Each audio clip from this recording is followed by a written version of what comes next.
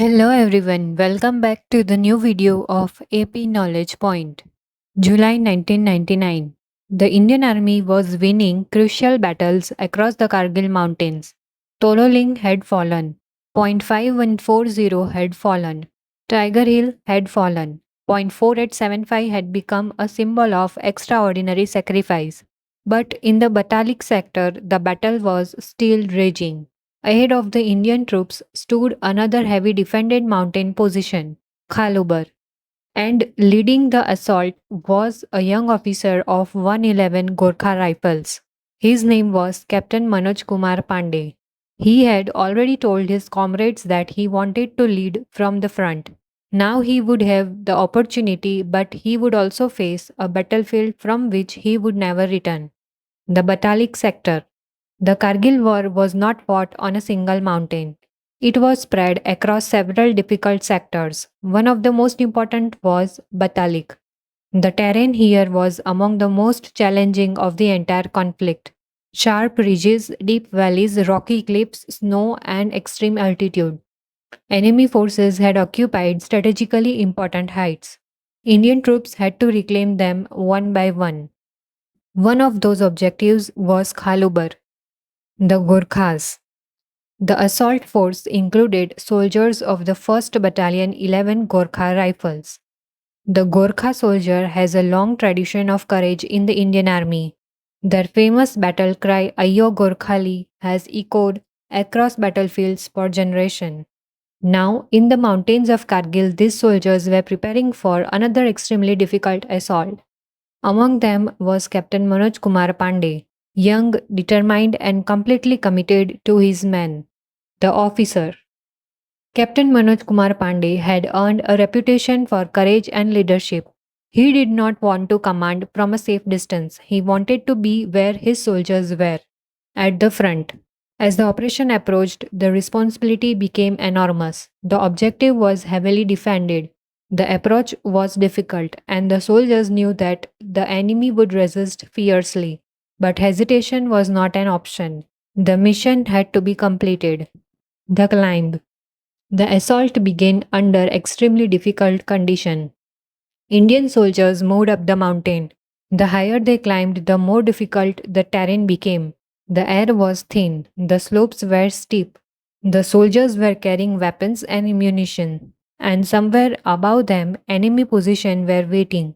The darkness provided some protection, but it also made navigation dangerous. The soldiers continued climbing. Enemy resistance.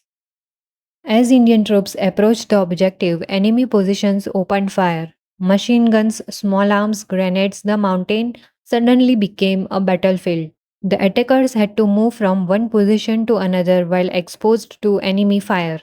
The objective was still above them. Captain Manoj Kumar Pandey continued directing the assault. His men followed. The battle became increasingly intense. The first bunkers. Indian troops began attacking enemy defensive positions. One bunker after another became an objective. The terrain made every attack extremely difficult, but the soldiers kept advancing. Captain Manoj Kumar Pandey personally led his men towards enemy positions. He understood that momentum was critical. If the assault stopped, the enemy would have an opportunity to regroup. So he continued pushing forward, wounded but still advancing. During the assault, Captain Manoj Kumar Pandey was seriously wounded. For most soldiers, this would have been the moment to withdraw, but he refused to stop. He continued leading his men. Despite his injuries, he moved forward. The objective was still ahead. His men were still fighting, and he believed the mission had to be completed. This was not reckless bravery, it was his understanding of duty. The final bunkers. The final enemy positions remained. Captain Manoj Kumar Pandey continued the assault. His action inspired his soldiers to keep moving. The enemy positions were progressively neutralized. The assault was reaching its decisive stage, but Captain Manoj Kumar Pandey's injuries were becoming critical. Still, he continued fighting. He had one objective: complete the mission. The ultimate sacrifice. Captain Manoj Kumar Pandey was killed in action during the battle. He was only 24 years old, but the assault continued. His men carried on the fight. The objective was secured. Khalubar had fallen. The mission was accomplished. The officer who had led from the front had given his life to complete it. The Paramveer Chakra. For his exceptional courage and leadership during the battle, Captain Manoj Kumar Pandey was posthumously awarded India's highest military decoration, Paramveer Chakra. His citation recognized extraordinary courage in the face of the enemy, but behind those official words was something much more personal. A young officer had gone into battle with his soldiers and never came home. The human cost. By now, the Indian public was hearing the names of heroes. Captain Vikram Batra, Captain Manoj Kumar Pandey, Captain Anuj Nair, Yogendra Singh Yadav, and many others. But Kargil was never a war fought by a handful of famous names. Thousands of soldiers served in the conflict. Many were wounded.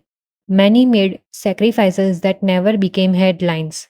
Every captured peak represented another story, another family, another sacrifice, and another reminder of the price of victory. The war is nearing its end. By early July 1999, the situation was changing rapidly. India had recaptured several critical heights. The enemy's positions were being pushed back. International diplomatic pressure was increasing. The military situation was becoming increasingly difficult for the infiltrating forces. But Indian soldiers still had more objectives to capture. The war was approaching its final phase, and one question remained: when would every occupied position finally return to Indian control? The final push. The Indian Army continued operations across the remaining sectors. One position after another was recaptured. The objective remained unchanged: restore the line of control. The fighting continued in difficult terrain. Soldiers moved through mountains that had already witnessed weeks of combat. The weather remained harsh, but the momentum was now firmly with India. The end was approaching. The question of July. Imagine the mountains of Kargil War after weeks of fighting. The guns had thundered across the valleys. Soldiers had climbed impossible slopes. The tricolor had returned to strategic heights. But hundreds of families were still waiting for their sons. The war was almost over. Yet India had not forgotten the cost. The final chapter was approaching. The battle would soon end. And on 26th July 1999, India would officially mark the completion of Operation Vijay. That day would become known forever as Kargil Vijay Divas. But before we reach that final victory, we need to understand what the war revealed about India's military preparation. Because Kargil was not only a story of courage, it exposed serious intelligence and surveillance gaps. And after the war, India began changing the way it prepared for future conflicts.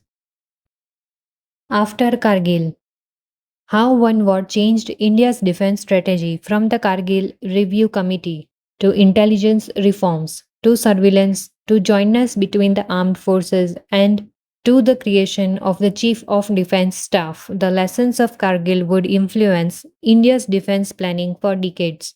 The war had ended, but its impact had only begun. Jai Hind. If you want to know how the lessons of Kargil transformed India's defense strategy, subscribe to AP Knowledge Point because in the next episode we go beyond the battlefield.